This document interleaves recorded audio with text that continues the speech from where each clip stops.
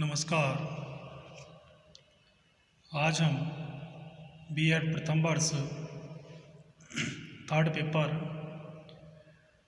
Learning and teaching अधिगम और शिक्षण के अंतर्गत विद्यालय की आवश्यकता एवं महत्व का अध्ययन करेंगे। कल के व्याख्यान के अंतर्गत हमने विद्यालय की आवश्यकता एवं महत्व के अंतर्गत विशिष्ट वातावरण की व्यवस्था, घर से शिक्षा का श्रेष्ठ स्थान स्कूल, बहुमुखी सांस्कृतिक चेतना का विकास का अध्ययन किया। आज उसी क्रम में आगे चौथी आवश्यकता है व्यक्तित्व का सामंजस्यपूर्ण विकास, हार्मोनियस डेवलपमेंट ऑफ पर्सनैलिटी। वैसे तो धर्म, समाज, परिवार आदि शिक्षा के अनेक श्रेष्ठ अनौपचारिक साधन हैं, पर इनका ना तो कोई पूर्व निश्चित या पूर्व नियोजित कार्यक्रम होता है और ना ही कोई निश्चित उद्देश्य होता है। इसलिए कभी कभी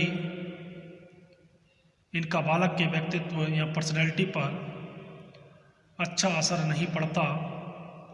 विद्यालय का क्योंकि पूर्व नियोजित कार्यक्रम और एक निश्चित उद्देश्य होता है, अतः इसका बालक के व्यक्तित्व या पर्सनैलिटी पर अच्छा इफेक्ट या प्रभाव पड़ता है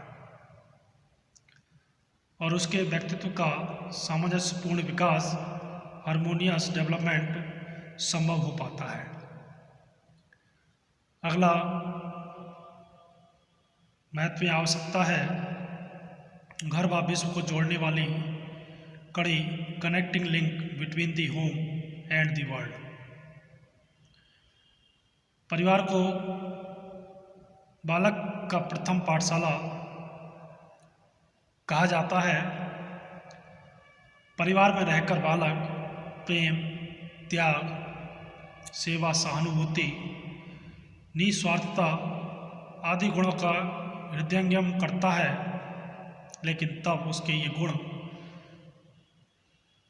परिवारीजनों तक ही सीमित रहते हैं।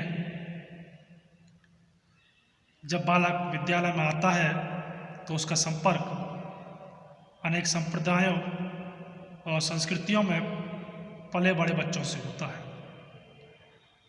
और वह बाह्य विश्व की घटनाओं से अपने आप को जोड़ने लगता है। इस प्रकार विद्यालय या स्कूल घर व विश्व को जोड़ने वाली कड़ी है।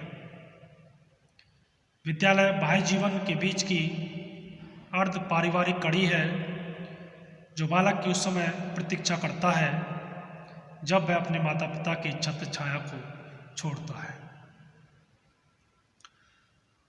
अगली आवश्यकता आती है शिक्षित नागरिकों का निर्माण, क्रिएशन ऑफ एजुकेटेड सिटीजन्स। हमारा देश प्रजातांत्रिक या डेमोक्रेटिक कंट्री या देश है। प्रजातंत्र को सफल बनाने और संपूर्ण राष्ट्र की सर्वांगीण उन्नति के लिए नागरिकों का शिक्षित होना आवश्यक है। शिक्षा से व्यक्ति में चेतना जागृत होती है और उसमें सामाजिक गुणों का विकास होता है। ऐसे नागरिकों से ही देश की प्रगति होती है। अगला पॉइंट है समाज का निरंतर विकास, कंटिन्यूअस डेवलपमेंट ऑफ सोसाइटी। शिक्षा एक सामाजिक या सोशल प्रोसेस या प्रक्रिया है और विद्यालय एक प्रमुख सामाजिक संस्था है। सामुदायिक जीवन का एक रूप होने के कारण विद्यालय में समाज की निरंतरता और विकास के लिए सभी प्रभावपूर्ण साधन केंद्रित होते हैं। विद्यालय को समस्त संसार का नहीं वरन समस्त मानव जाति का आदर्श लघु रूप होना चाहिए। अगला आता है जीवन की जटिलता, कॉम्प्लेक्सिटी ऑफ लाइफ। आज का जीवन अत्यधिक जटिल है, आवश्यकताओं की मांग अधिक है और महंगाई अत्यधिक है। विशेष रूप से आर्थिक क्षेत्र में प्रतिद्वंद्विता का बोलबाला है। इन सब परिस्थितियों में मनुष्य का सारा समय संघर्ष करने में ही बीत जाता है। उसे अब इतना समय नहीं है कि वे अपने बच्चों की शिक्षा या एजुकेशन पर स्वयं ध्यान दे सके। अतः बालकों को शिक्षा देने का उत्तरदायित्व अब विद्यालय पर आ गया है। अंतिम आवश्यकता है आदर्शों व विचारधाराओं का प्रसार, propagation of ideals and ideologies. संसार में विभिन्न प्रकार के राज्य हैं, कोई प्रजातांत्रिक है, कोई साम्यवादी, कोई फॉसिस्टवादी। ये सभी राज्य चाहते हैं कि उनके भावी नागरिकों को उनके आदर्शों और विचारधाराओं की शिक्षा मिले। निश्चित ही इस दिशा में विद्यालय से बढ़कर अन्य कोई उपयुक्त साधन नहीं हो सकता। इस प्रकार स्पष्ट होता है कि व्यक्तियों को प्रत्यक्ष रूप से, व्यवस्थित रूप से, प्रयोगात्मक रूप से ज्ञान प्रदान करने का सर्वोत्तम साधन विद्यालय प्रांगण है, जिसमें छात्र चिंतन, मनन, प्रयोग और शोध के द्वारा ज्ञान को आत्मसात करते हैं और इनके परिणाम स्वरूप न केवल अपने व्यक्तित्व का उन्नयन करते हैं परंतु समाज की सांस्कृतिक धरोहर को भी निरंतर प्रभावमान रखते हैं। तो ये था विद्यालय की आवश्यकता एवं महत्व। अब बात करते हैं हम विद्यालय के कार्यों की। विद्यालय के कार्यों की व्याख्या विद्वानों ने विभिन्न प्रकार से की है, जिसमें सबसे पहले आता है मानसिक शक्तियों का विकास, डेवलपमेंट ऑफ मेंटल पावर्स। विद्यालय का सर्वप्रमुख कार्य बालक का मानसिक एवं बौद्धिक विकास करना है, जिससे वह स्वतंत्रता पूर्वक व एवं पूर्ण विवेक से विचार कर सके और निर्णय ले सके।